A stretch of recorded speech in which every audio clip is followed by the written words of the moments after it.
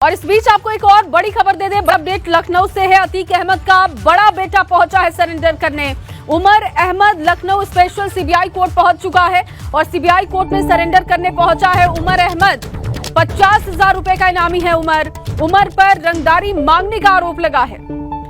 ये बड़ी खबर आपको दे रहे हैं। अतीक अहमद का बड़ा बेटा सरेंडर करने के लिए पहुंचा। उमर अहमद नाम है, लखनऊ स्पेशल सीबीआई कोर्ट पहुंचा है। सीबीआई कोर्ट में सरेंडर करने पहुंच चुका है उमर अहमद। ये बड़ी जानकारी मिल रही है और आपको बताया कि 50,000 रुपए का इनामी है उमर पर रंगदारी मांगने का आरोप लगा था और अब देखिए सरेंडर करने के लिए पहुंच चुका है। बड़ी खबर लखनऊ से, ये बड़ा अपडेट है। Umar Ahmed Lucknow special CBI court पहुंच चुका है। अतीक अहमद की लगातार मुश्किलें बढ़ती हुई और अब ये बड़ा अपडेट है इस मामले में। 50,000 रुपए का इनामी है उमर अहमद। अतीक अहमद का बड़ा बेटा सीबीआई कोर्ट पहुंचा है सरेंडर करने के लिए।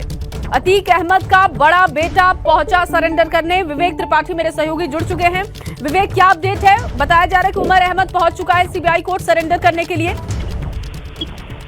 जी बिल्कुल, देखिए माफिया डॉन अतीक अहमद का बेटा है उमर, बड़ा बेटा है। 2018 में यहाँ पर लखनऊ में उसके खिलाफ एक एफआईआर दर्ज हुई थी। एक प्रॉपर्टी डीलर है मोहित जायसवाल, उनको किडनैप करके वो ले गया था और देवरिया जेल में जहाँ उसके पिता बंद थे वहां जाकर मोहित जायसवाल को मारपीट करके उनसे वसूली की गई।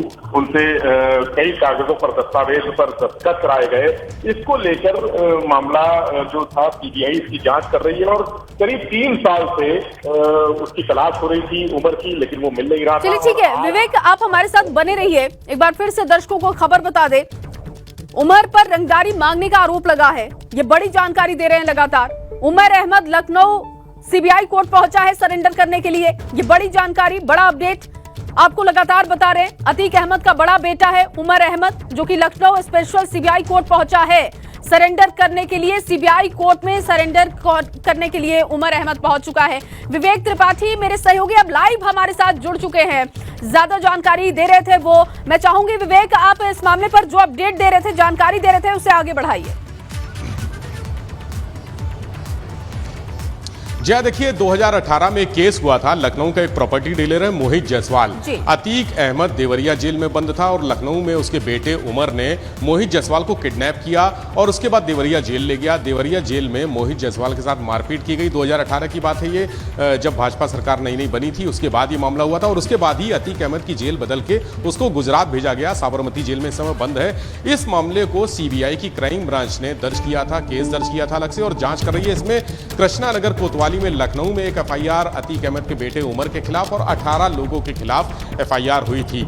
उसमें कई लोग गिरफ्तार हो चुके हैं, लेकिन उमर भागा हुआ था। उमर के खिलाफ तमाम कार्रवाई की गई, संपत्तियां उसकी जुटाई गई, कुर्की भी की गई, लेकिन वो हाथ नहीं लगा। सीबीआई की स्पेशल कोर्ट में आज वो सरेंडर करने आया है और यह बताया जा रहा है कि सीबीआई 3 साल से उसकी तलाश कर रही थी, लेकिन मिला नहीं। सीबीआई ने अपनी तरफ से, यानी लखनऊ पुलिस की तरफ से उसके ऊपर 50,000 रुपए का इनाम है, लेकिन सीबीआई ने 2 लाख रुपए का इनाम अतीक अहमद के बेटे पर घोषित किया था।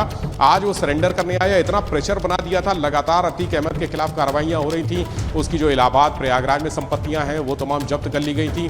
तमाम जो प्रदेश में अलग अलग संपत्तियां हैं अलग अलग जगहों पर, वो भी जब्त कर ली गई। अतीक की जो माफ कीजिएगा, उमर की जो माँ है उनके खिलाफ भी कार्रवाई हो रही है, उनकी संपत्तियां भी जुटाई जा रही हैं। तो इस तरह की कार्रवाई से इतना प्रेशर बना कि आखिर उमर को कोर्ट में सरेंडर करना पड़ा और सीबीआई की स्पेशल कोर्ट, जो स्पेशल कोर्ट है यहाँ लखनऊ में कैसरबाग में, वहां वो पहुंचा है। उसके साथ तमाम वकील हैं और अभी बताया जा रहा है कि कोर्ट में उसको बैठाया गया है और सरेंडर करने के जो औपचारिकता होती है, जो कागजी कार्रवाई होती है, तमाम बहुत सारे कानूनी पहलू होते हैं, वो देखे जा रहे हैं। सीबीआई के, चूंकि सीबीआई इसकी तलाश कर रही थी तो सीबीआई के अधिकारी भी वहां पहुंच गए हैं जब उनको पता चला है। इस तरह से कृष्णानगर थाने की पुलिस, यानी जहां पर जो मूल एफआईआर थी उमर के खिलाफ किडनैपिंग की और तमाम अन्य धाराओं की, मारपीट करने की, रैंसम वसूलने की, वो एफआईआर जिसकी विवेचना जब पुलिस कर रही थी उस वक्त, अभी पुलिस के पास नहीं है, अभी तो सीबीआई के पास है, लेकिन पुलिस भी पहुंची है, कुछ अपने दस्तावेज लेकर पहुंची है। तो कृष्णानगर कोतवाली की पुलिस है, सीबीआई के अधिकारी हैं जो इस मामले की पूरी विवेचना कर रहे थे, सभी लोग हैं और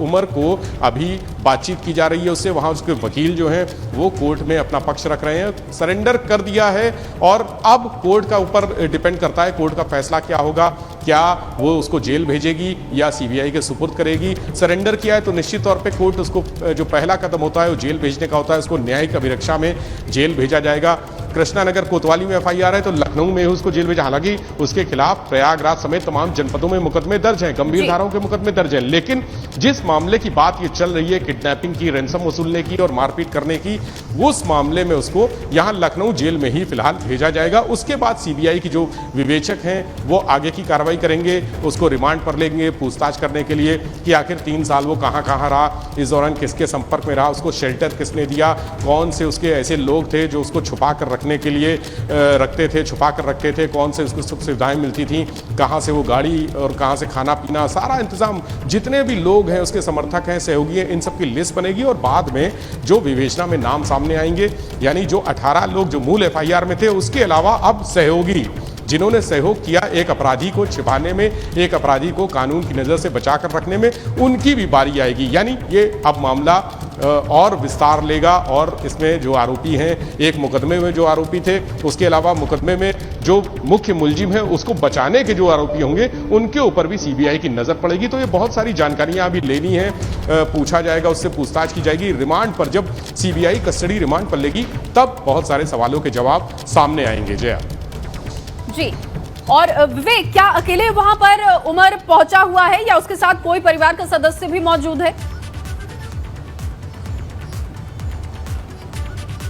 नहीं, देखिए जया, अभी परिवार के सदस्यों की जानकारी नहीं है क्योंकि सीबीआई और पुलिस, यानी अगर यूपी पुलिस की बात करें तो अतीक अहमद के पूरे परिवार के खिलाफ पुलिस कार्रवाई कर रही है और जबरदस्त तरीके से कर रही है। प्रयागराज में रोज कार्रवाई कोई ना कोई होती है, वहां का स्थानीय पुलिस प्रशासन जो है उसकी संपत्तियों को तोड़ फोड़ करना, खुर्द-बुर्द करना, जब्त करना, ये सब प्रक्रिया चल रही है। अभी उसके साथ परिवार का कोई सदस्य नहीं है क्योंकि लंबे समय से, ये भी सूत्र बता रहे हैं कि लंबे समय से वो परिवार के संपर्क में ही नहीं था। पुलिस ये जानकारी करने की कोशिश कर रही थी प्रयागराज की कि अतीक का बेटा कहाँ है, उनकी जो माँ है उमर की, उनसे पूछताछ हो रही थी और लोगों से पूछताछ हो रही थी, जो करीबी लोग हैं उनसे भी लगातार संपर्क चल रहा था। सीबीआई की टीम भी लगी हुई थी, लेकिन अतीक का बेटा बहुत लंबे समय से अपने परिवार के संपर्क में नहीं था। करीब 3 से 4 महीने ऐसे बताए जा रहे हैं कि वो अपने परिवार के संपर्क में नहीं था, ना उसकी अपनी माँ से बात हुई, ना ही अपने परिवार के किसी सदस्य से बात हुई, और जो करीबी हैं, नज़दीकी हैं, रिश्तेदार हैं, उनसे भी न बात न मुलाकात। अब इस दौरान यानी 3-4 महीने या इससे ज़्यादा समय हो सकता है कि 5-6 महीने जो भी रहा हो,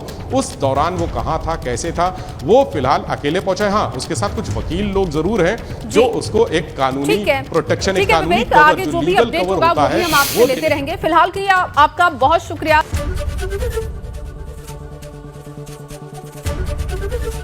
एबीपी गंगा, खबर आपकी, जुबान आपकी।